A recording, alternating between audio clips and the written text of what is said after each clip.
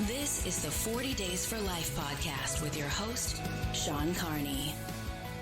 Hello, and thank you for joining us today on the 40 Days for Life podcast. I am Sean Carney, the president of 40 Days for Life, and your host for this podcast, which is dedicated to helping you end abortion where you live. Abortion referral centers. What are they? Why are they important? Should we care? And what is their role in a post-Roe, post-Planned Parenthood defunded America? That is what we will break down today. And joining me is somebody who has run a Planned Parenthood referral center, and that is Ramona Trevino. Hello. Hi. How are you? We are once again without Steve. Thank God. And we also have Heather here. It's Trevino. Let's point this out. Trevino. Trevino. It's much better. But then I sound like I'm trying to be with the people. It's cultural appropriation. Yeah, it's like culture. Like the people that are like, croissant. It's a croissant. You can order a croissant. Croissant? No. You sound like a wuss. Gosh. It's getting to where Mary Lisa can't listen to the podcast. It's really bad. I heard she doesn't listen to it hardly. She at all. listens to it. Now this is the now Lila she Rose's does because she's podcast. concerned. She's like, do you know who Lila had on? I was like, no, we have our own pro-life podcast, actually, 40 Days for Life. And it's quite good. And I love Lila, but our podcast is better, frankly. So, oh my gosh. Okay. All right, abortion referral centers. So the reputation is 40 Days for Life has spread, right, to, over 700 or 1,800 cities around the world. But we have always had 40 Days for Life campaigns at these Planned Parenthood referral centers. And people, really over the years, it's always been a challenge. Why are they don't do abortions there. Mm-hmm. Well, number one, they will do chemical abortions, but they'll also refer for surgical abortions. Some of them don't do either. Some of them only refer for abortions, chemical or surgical. But there's always that question of, why do we need to do a 40 Days for Life in front of a referral center, and what are they doing and not doing, and aren't those people nice? And my question to you, which this may be yourself, but does Planned Parenthood get a lot of people to work for them in those centers who think, oh, I'm not in an abortion facility. I'm just helping women. This is like even more of a medical clinic. Yeah, I think that for the most part, a lot of those who work at the referral centers are misguided. I don't think they're the your typical champion for abortion. So they think they're doing, like I had that same mentality that I had, where I'm like, well, I'm separate than the abortion center. Like, we're doing the good stuff. We're trying to help prevent abortions. So I think there's a little bit of that mental gymnastics going on, Which over time didn't work for you, obviously. Did you refer for abortions or train people how to do that? I didn't train, but was trained on how to refer. On how to refer. Yep. How do you refer one for an abortion? Is it fear? Well, I think part of it is just going in, talking to them, letting them know, obviously delivering the kind of shock that they're pregnant, which is kind of weird because 9 times out of 10, the majority of the women that go there, they already know they're pregnant. Okay. So they've already had an at-home pregnancy test. So I think there's like this part of them who's like, that says to themselves, I'm going here, I just need confirmation, and maybe, I'll be lucky and it will be negative, because they're doing it. Yeah. Right. Somebody's going to come in and say, your at-home test was wrong. Right. So they already know in the back of their mind when they go in there, they know that they're pregnant. And so we're just really confirming it for them.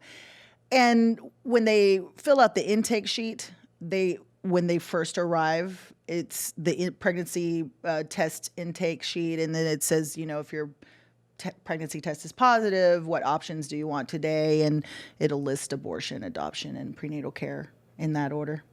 And wow. And it's really just kind of giving them, I guess the idea is to get them to think about that decision before they even have the pregnancy test results.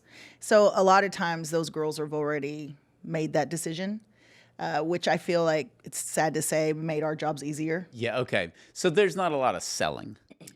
No, but there is the kind of guiding them towards that decision. Sure. Yeah. Babies can be expensive, Okay. Exactly. 18 years worth of expenses. Do you really want that right now? Yeah. So it's just kind of there's a bit of coercion, that happens. Sure. Well, I think a common question that I've heard other workers say is, do you think you can afford a baby right now? Which you could ask anybody on earth and they would say no, just because, no, are you ready? Are you ready to have a baby? Which no one in the history of the universe, except maybe the Virgin Mary, has ever actually been ready to have a baby.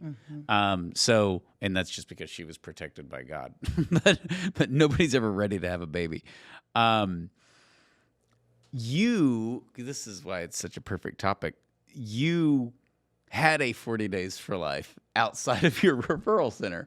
Were you, as Planned Parenthood Ramona, thinking, why are they doing it out here? They need to go to Dallas or Fort Worth because we actually help women. We're not even doing abortions here. Were you sort of offended that you were chosen? Well, I didn't have much time to think about it because obviously in the third day of the campaign is when I went out and asked for prayers. But prior to that, you really. It was like too easy. Yes, you were too easy. You were not stubborn enough you were a bad Planned Parenthood worker. I'll tell you that. But prior to that, there was always a presence. Okay. So there was the typical, quote unquote protesters out on the sidewalk, and we were really actually, I think, one of 2 or 3 that had a presence at the referral centers. Out of all of the locations, and so there was a couple of times that I went out there and spoke to the protesters and was like, why are you here? This is stupid. Did you know that 40 Days for Life was coming? Did you I didn't even know 40 Days for Life existed Okay. until I heard the advertisement on Catholic radio that 40 Days for Life was coming. So you knew it was coming to your clinic in Sherman? Just a few, I guess it would have been a week or two leading up to the campaign. What did you do? Did you Google it? This is interesting. No. How did you know what it was? I didn't. I just knew it was a prayer vigil. Yeah. So I was like, oh, it's a prayer vigil. So it was an effective PSA. So you prayers. No, the problem with you is you were already kind of having a conscience. Well, it was already, I was being set up. Yes. Yeah. The reason you're a bad worker is because the fun stories are like Abby Johnson giving us the finger and all that and then converting. That's great. You can't convert me, Sean. You can't convert me. And then storming off into this building. And so that's fun. You were already having a conscience problem and you were there were all of these issues leading up to basically my soul was ripening. Were you going to mass? On occasion. Okay. And then it just completely stopped. So in the beginning, yes, I was going on occasion in the beginning.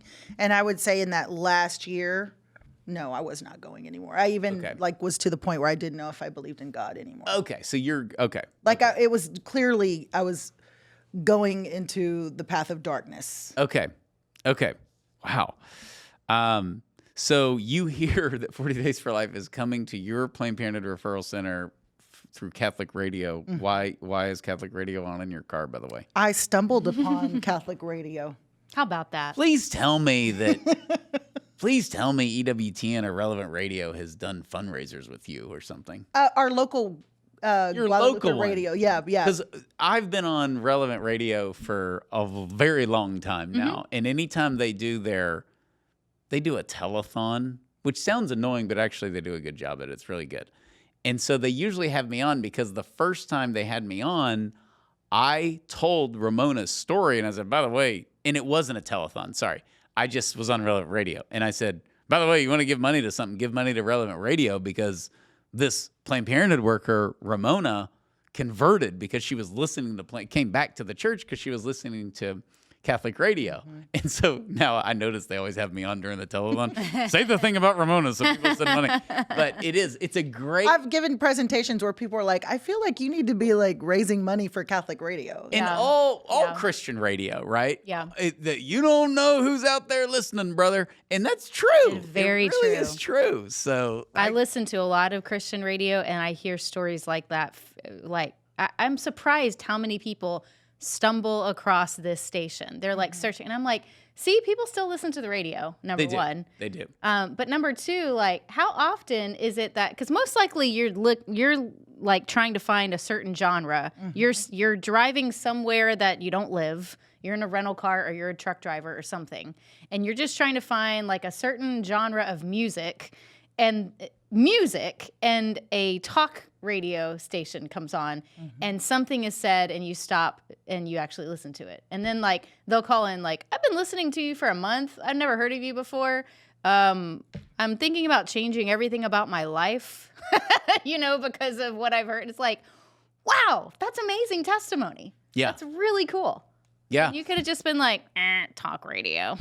Go. Where's I think the Metallica or intro something. that night was what I heard was, Guadalupe Radio Network, Radio for Your Soul. And I was like, what? Like Catholic radio? I didn't even know it existed.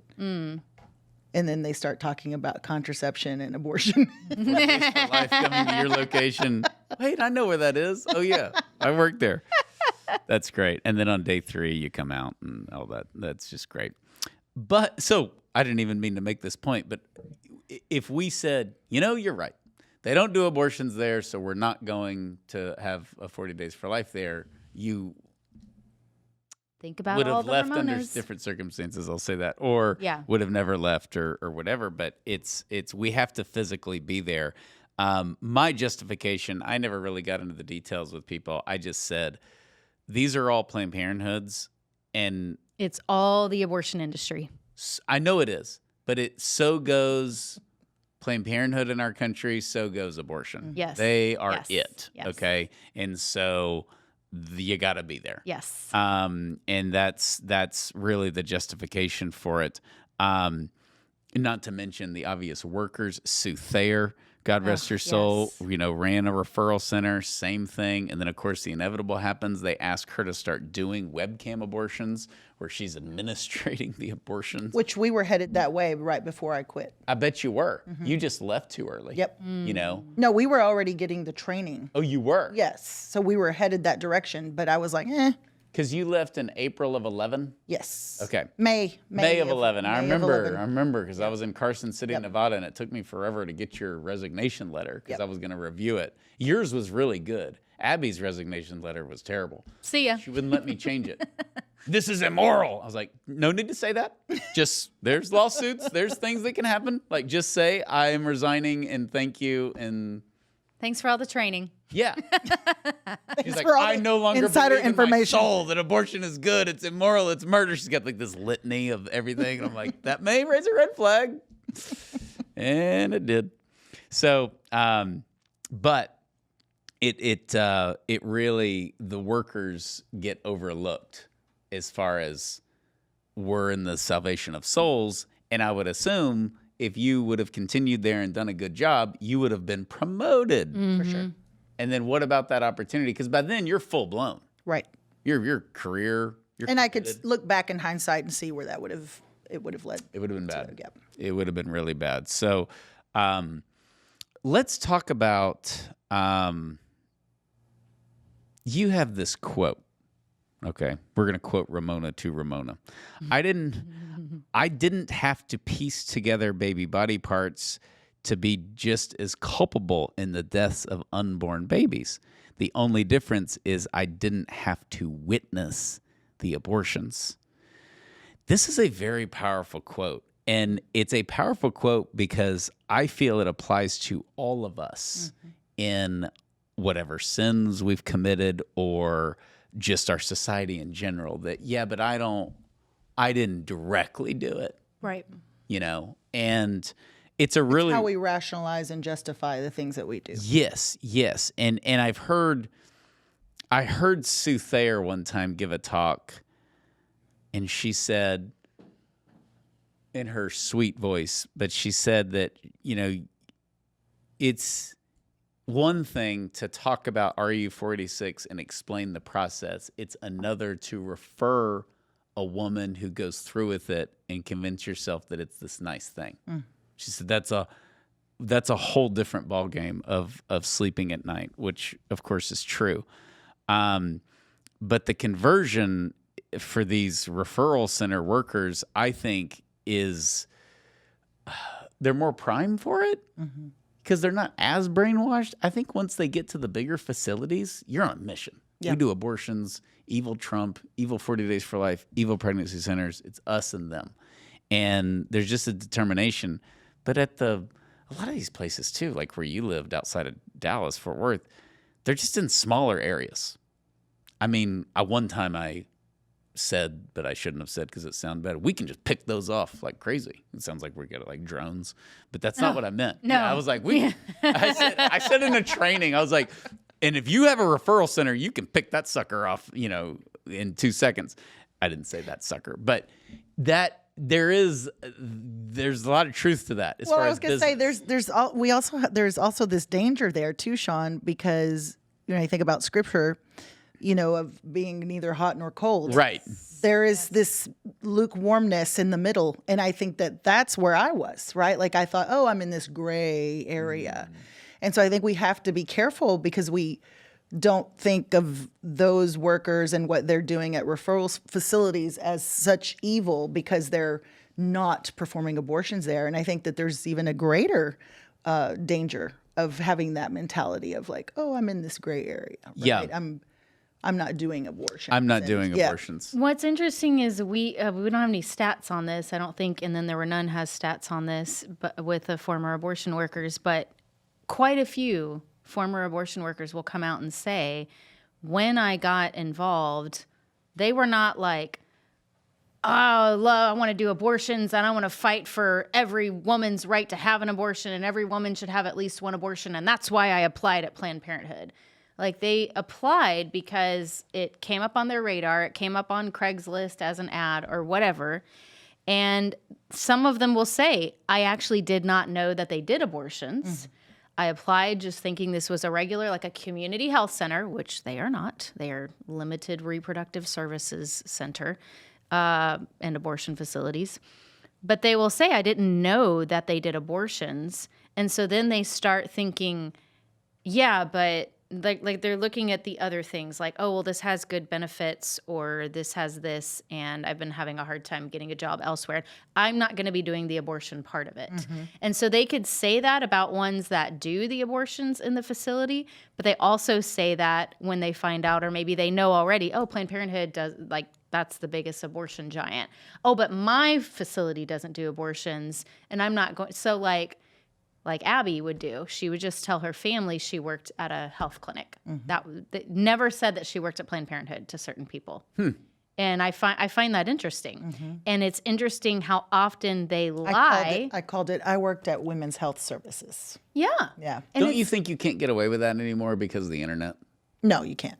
You can't get away with that. You can't get away with that. I mean, in 1999 or 2005 even, you could just say, yeah, I live here, I work here. But now everybody puts their whole staff on the internet, or it's just so easy. True. And that, they still won't do that for security purposes, but the employers are intentionally wanting to hide the fact that they do abortions and kind of vet their employees, right? They're trying to see. And just like you saw in the Unplanned movie, eventually they were like, all right, now it's time to really test the fires and throw Abby into the POC lab and see how she reacts, right? But I guess you're right too. They don't put their staff on the internet. no, they don't. But every other medical practice does that. Your dentist, meet our team. Yes. Dr. Bill loves hunting and he, roots for the, Tampa Bay Bucks. They just have all these details on there of meet our staff. And it's everybody. It's a big equal employment opportunity situation where you have the, administrator, you have the nurse, you have everybody, and they list their education, how long they've worked there. Their hobbies. You can't list the education as Planned Parenthood workers. Wow, that was really mean. It's reality. You might have a nurse practitioner who you could list, but then you have other people doing things that they're not supposed to be doing. They don't have the education for it. It's an even better reason for them not to have them meet the staff. Exactly. So, but it's not for that. It's because of those crazy radical say it right. Oh, anti-choice religious zealots, protesters outside, Ramona. Yes, the crazies. It's nuts. This has been my point, being in Austin, being in Texas, we have approximately, I don't know exact number, but we have approximately 18 vigils outside of referral centers in Texas. I don't know how many referral facility vigils we have across the country, but there's quite a few in several other states. We're not going to have that this year, though. Well, we don't know yet. We don't know yet. We're waiting as to of see. the recording of this podcast. Exactly. But we've lost some for the best reason, which we is have closed. Right. Yeah. We have. But the whole thing with, just think about this. Okay. Think about unplanned. Think about, that was a very realistic environment. The movie? Yes. Like the clinic, the facility was a very realistic environment, common in Planned Parenthoods, right? Okay. So think about that. Then Roe versus Wade is overturned. In Texas, we have the Human Life Protection Act, which essentially legally protects most unborn children from conception onward, right? So most abortions are made illegal in the state of Texas. But these places that still remained open, the Planned Parenthoods, all of our Planned Parenthoods remained open in Texas. It's only recently that we finally have seen some of them close. Other facilities closed, but not Planned Parenthoods. And how is it that we can go from, we have been praying outside of this place that did abortions up to 24 weeks at one point, as long as the state would allow it, and then 20 weeks, and then whatever, right? There's still the staff there. There's still the abortionists that go there for other reasons, unless they've moved out of state because they only want to do abortions, right? We were praying for their conversion. They're still there. They can't legally do abortions, but they're still there. That environment didn't just go away because abortions were severely restricted. Mm-hmm. And for me, that was my big plea to all of our Austin folks, in Central Texas. Like, these workers are still, and the mothers are still coming to these facilities, now getting counseled on where can I go to get an abortion, whether it's to Mexico, to New Mexico, to Colorado, or how can I get abortion pills in the mail? It's not legal in the state of Texas, but how can I get an abortion? They're still being counseled. It's not like all of a sudden all these abortion workers had this conversion. Right. And that's what the funny thing is in Austin, we've had this facility still open. It's an independent facility. Multiple times now in the last, I would say, year, workers have come out and said, why are you guys still here? Isn't that great? We're not doing abortions. And you need to go away. Ditto.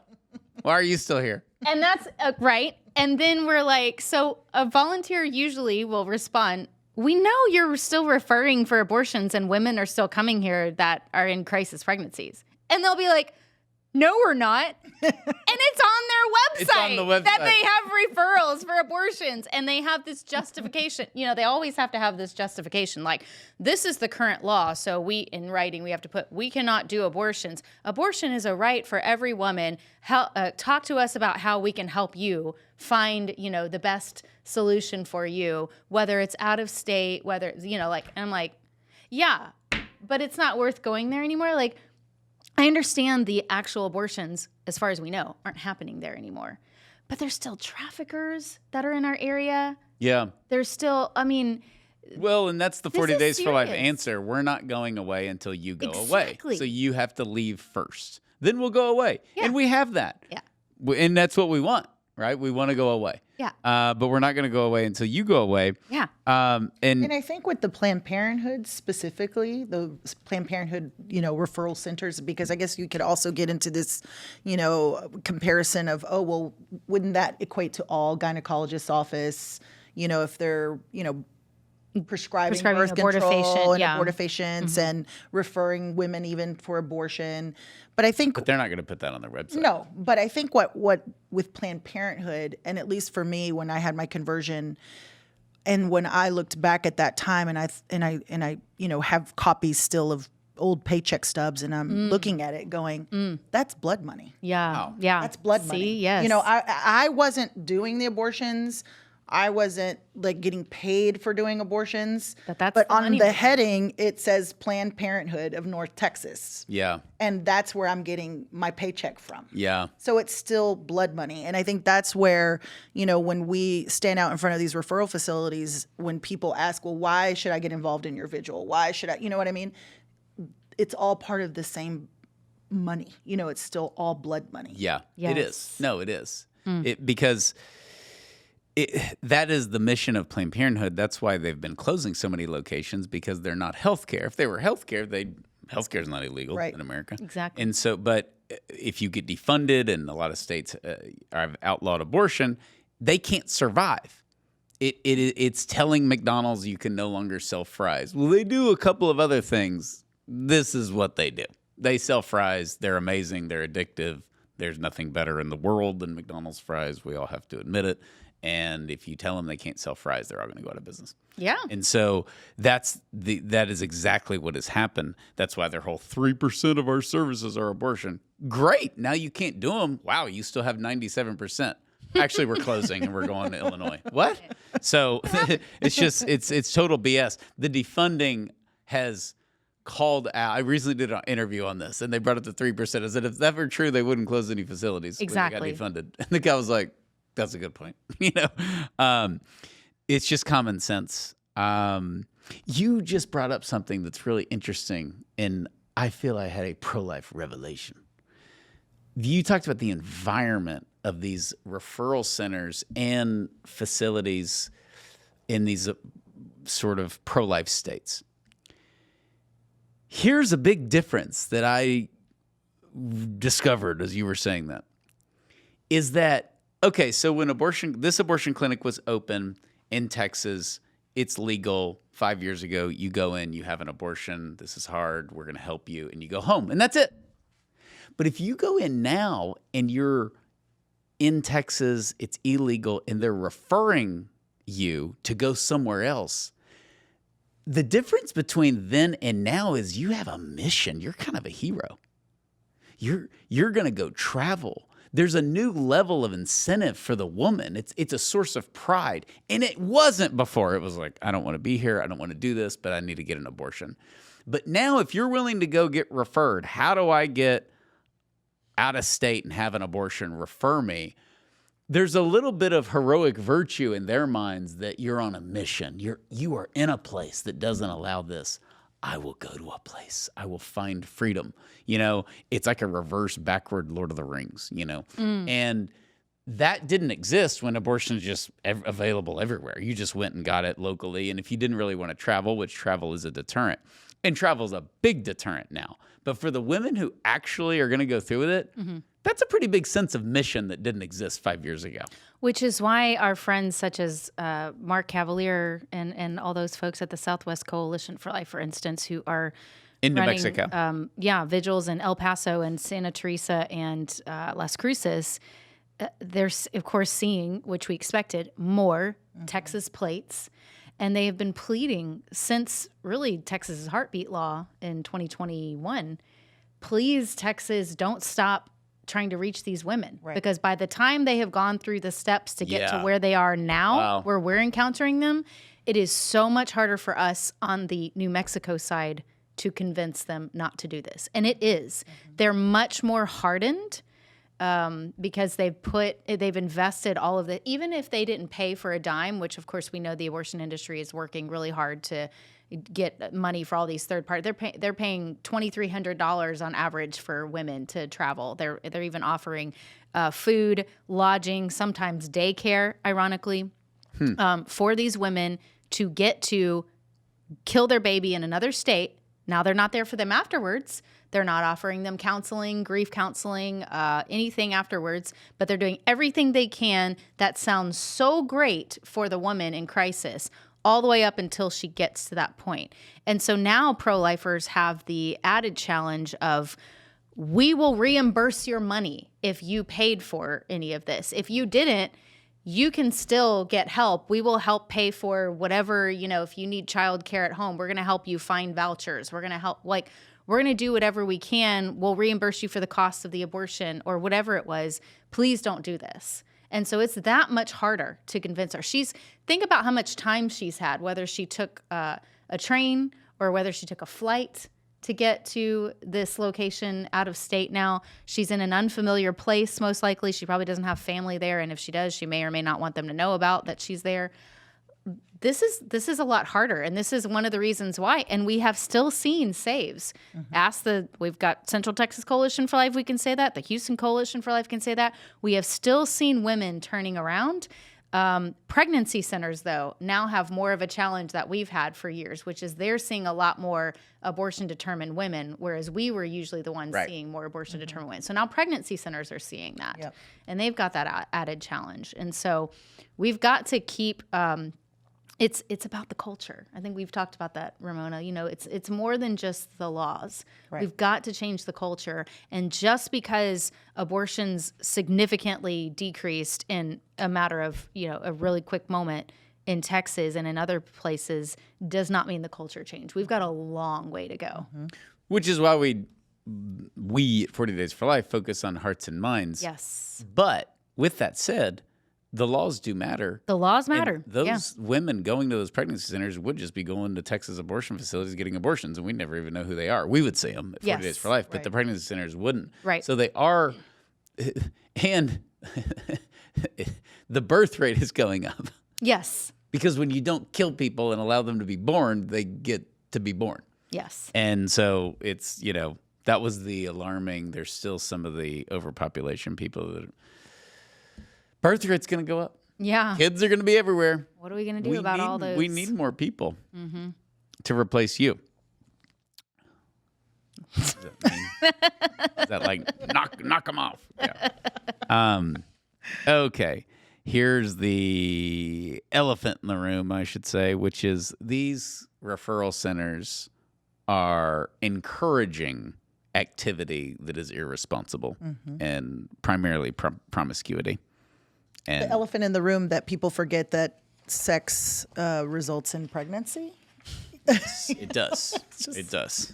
But did you have, when you were in Planned Parenthood, Ramona, did you participate or have any sort of sex ed programs that you were doing in the schools, in your local schools? I'm sure like the affiliate probably did. We had I'm trying to remember how this played out. There was a juvenile detention facility, a director who reached out to us asking if we had someone to go out and do a presentation to some of the girls in the detention facility.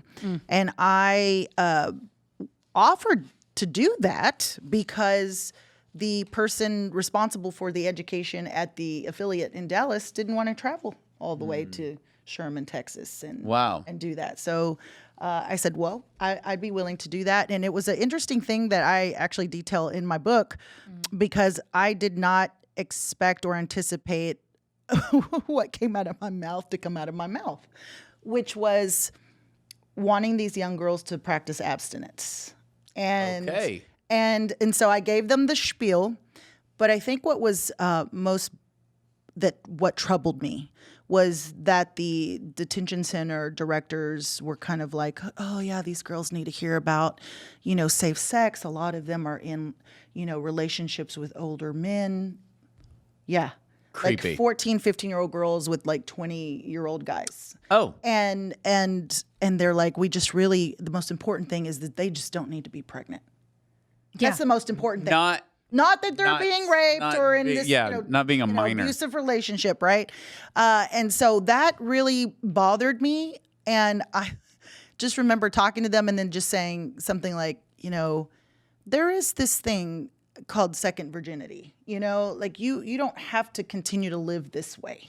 You're not used good. Yeah. And so I think it shocked them because they weren't expecting that. And it kind of surprised me, that came out of my mouth. That. Yeah. But I thought it's kind of obvious. There's no other way around this, right? I mean, I was pregnant at 16. I was in a really unhealthy, abusive relationship.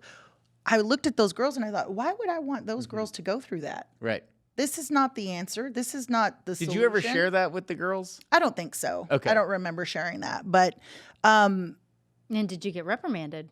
No, because no one knew. Nobody knew. That wow. helps. See? I mean, and you were the manager. Wow. I mean, that yeah. helps. No one knew. I mean, they weren't willing to go out and do it. So, But since you Wow. brought this up, this goes back to a 2011 live action expose on Planned Parenthood employees willing to aid and abet in underage sex trafficking. And a lot of Yes. these were referral centers. Yes. And, you know, it just the statutory rape being acceptable, like you said. There was no age, had no, it was just blind. and It's I like, who was cares? instructed to change the age of the partner. Oh, there you On go. the file?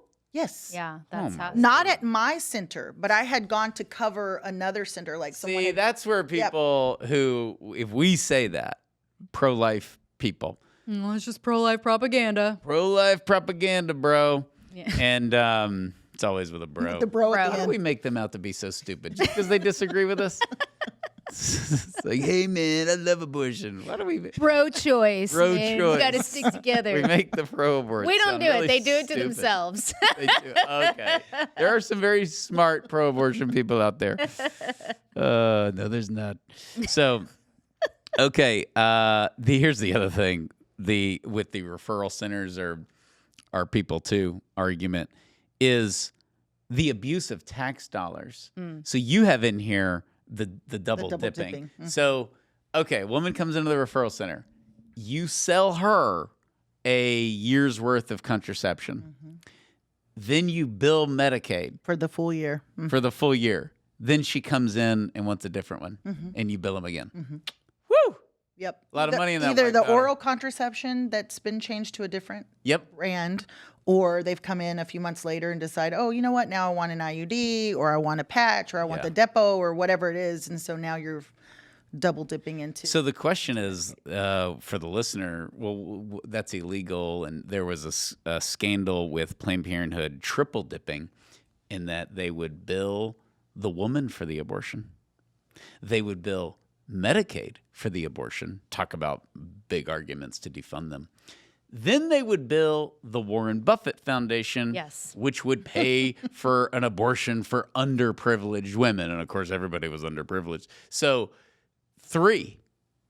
And the feds got involved and they lost the lawsuit, unfortunately. And I know Abby testified. I know there were a lot of former workers and the government could not get they got out lawyered is what I was told, which is very unfortunate. Planned Parenthood lawyers are very good. You're going to come at them with Medicaid fraud, you better bring it.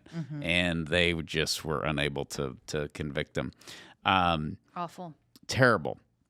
And that's just, even if you are the pro-choice, like, man, give all the tax money to them. I'm trying to make them sound really dumb now. Get rid of the post office, which we should do. Give it to Planned Parenthood. Even if you are that guy, most pro-abortion people actually don't like fraud. And that's just really bad. Okay. Sterilizations. So vasectomies are, I'm uncomfortable with the word vasectomy in general. So for some reason, it keeps coming up on the podcast. This is what I don't like about doing a pro-life podcast. You have to use words like vasectomy. What did you have on that one? Hornification. Hornification. Hornball. That's No, my that was favorite. mine. That's You a like great that. one. Hornball. Yeah. And you know, hornball's like, you know them when you see them. And yes. So, Any specific anatomical parts yes. is the steam Yes. flinch. Yes. The automatic steam flinch. We had somebody write in and be like, hornball's not a word. I'm like, I heard hornball. Hornball was used to describe people when I was growing up. If it's not in the dictionary yet, it's gonna be added. It's going to be added there. or the maybe chop. the Urban Dictionary, but it'll be The there. chop. We were referring to Hugh Hefner as a hornball. Yes. I dare one to make the argument that he's not a hornball. Yes. So, Please. yeah, exactly. Okay, so vasectomies are promoted At the referral center. at the referral centers. How does that conversation go? Well, I can recall a couple of occasions, not Okay. many, maybe 2, young men coming in. And I was actually surprised the first time we ever had a male patient, because I didn't realize that we saw male patients. Okay, Even so though he you had comes STD in, testing. Yes. you did- Yeah, I was it just like, I didn't know we treated males. and what does he say? Right? Because you think gynecologist Women's office. Do you clinic. go to a gynecologist office for Well, my father-in-law was a gynecologist, so we would But go up do to his office a you? lot. No, I've never been as a examined. patient. I have never been examined by I don't know very gynecologist. many men who And don't plan on go it. to a gynecologist's office as a patient, right? No. So that's why I was a bit surprised because remember in my mind, I'm thinking, oh, Planned Parenthood synonymous with, gynecologist's office. So he said, I want a vasectomy. Well, no, he came in for, testing and things like that. Okay. And then That's I don't true. know I guess how they the do STD conversation testing. happened Yeah, in the and exam condoms. room. Yep. So Yeah. So I don't know what happened in the exam room, but there was a conversation that led to vasectomy. I just really and don't then want to word give of up mouth. sleeping around. So how can I fix this problem? Yeah. Yeah. And I didn't even realize that we did vasectomies. And so yeah.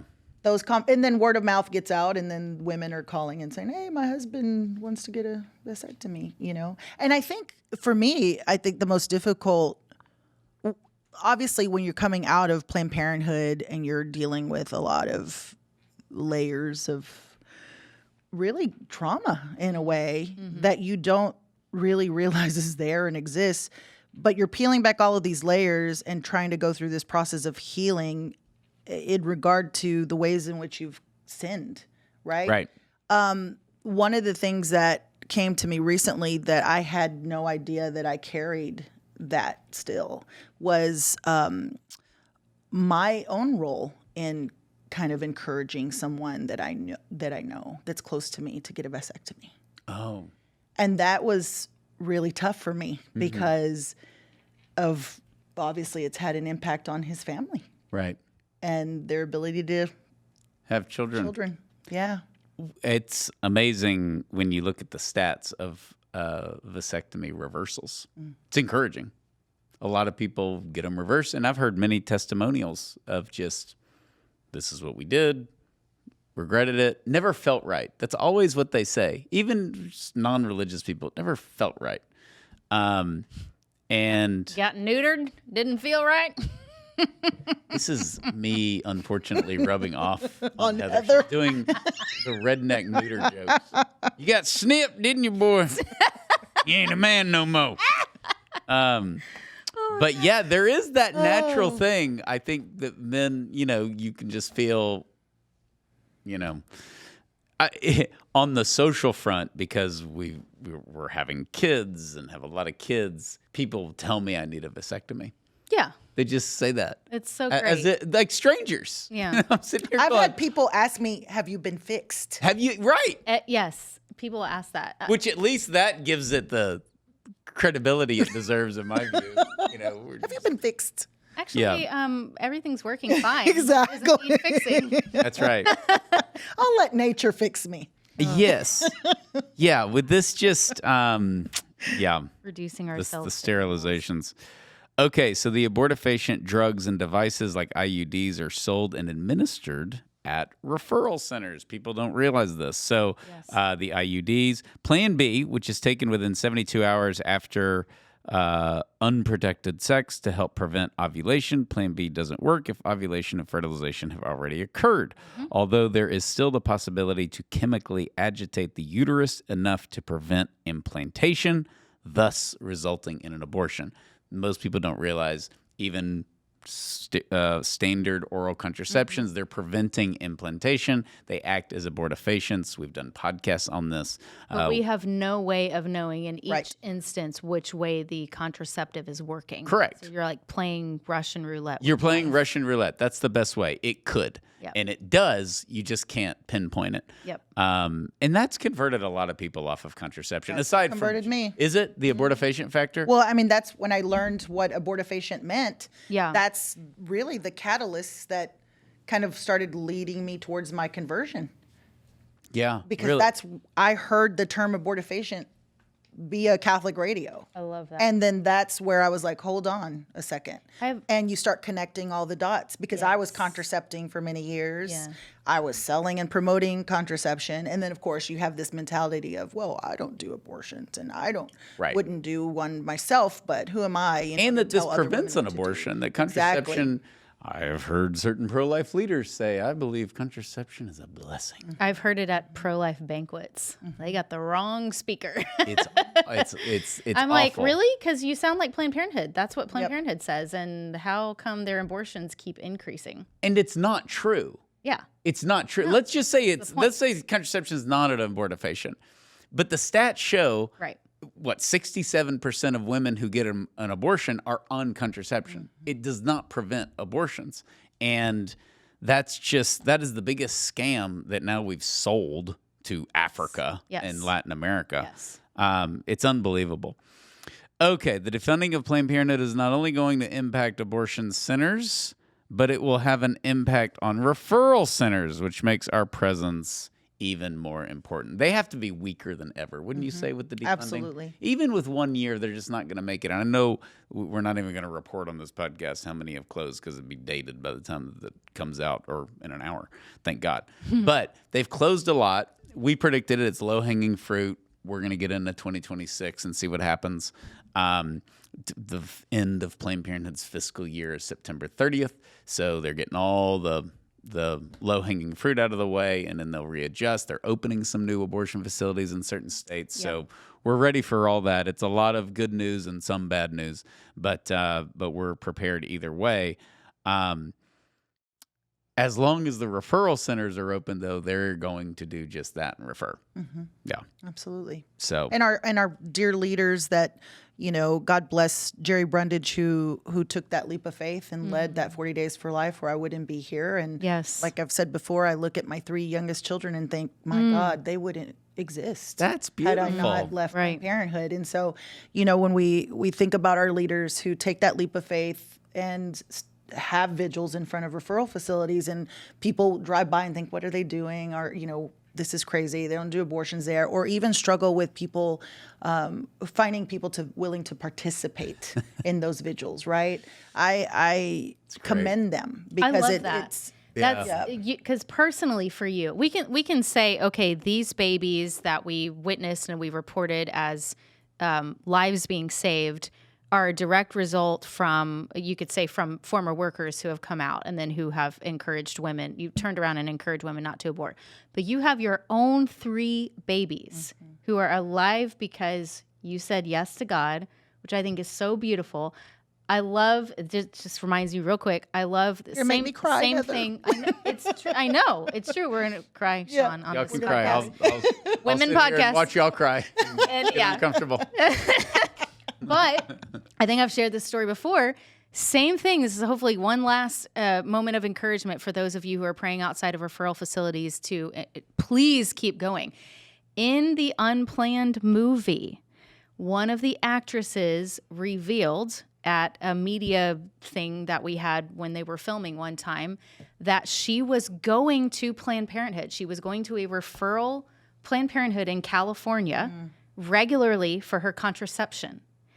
And obviously, then she got this role to play an abortion worker in this movie, and it started making her question, as it should have, maybe I should think about not going to Planned Parenthood. And then that led to a conversation with her husband, who turned around and said, well, I don't know why you go there in the first place. I don't know why you're on contraception in the first place. We want to have children. Why do we keep going to Planned Parenthood? She stops going to Planned Parenthood. She gets off of contraception. She shows up a few months later at the premiere in Hollywood with a baby bump. Oh, Like, Awesome. boom, a life exists because of testimony yes. of a former abortion worker. But that goes to how we started the podcast in what you said, which is you start questioning why you do certain things. And him saying, why do you go to Planned Parenthood? You saying, why do I work here? What is it? Why am I listening to Catholic radio? Why did I come out on the 3rd day? And for the viewer and the listener, when the local leader, Jerry, led this campaign, so he called me on day 3 and he said, Sean, our manager came out. She wants to convert. She's the next Abby Johnson. She wants to convert. And I said to him, let's settle down. Settle down. I was at my desk. I'll never forget. I'm like, she's just this lady's not converting. He's crazy. Oh my goodness! Yeah. You sound like me when Abby walked in and let's said, settle down. and I was like, nah, I Makes don't no believe sense. you. I was a total believer in Abby and defended her, and everybody said she's a phony and all that stuff. And then a year and a half later, I'm like, I'm sure her name really is Ramona Trevino, whatever. I rubbed off on you. That's a total made up name. Yeah, praise God. It's awesome. It's really great. And I love the part about your children, Yes. which you've shared on the podcast before. So this all has good consequences and bad consequences, which is why we do it. It is definitely worth all your sacrifice, all your time. Go to 40daysforlife.com, find your closest location, referral center, surgical center, doesn't matter. God will use your littleness to provide unbelievable fruit. So please rate, review, and share this podcast, and we will see you next time. God bless you.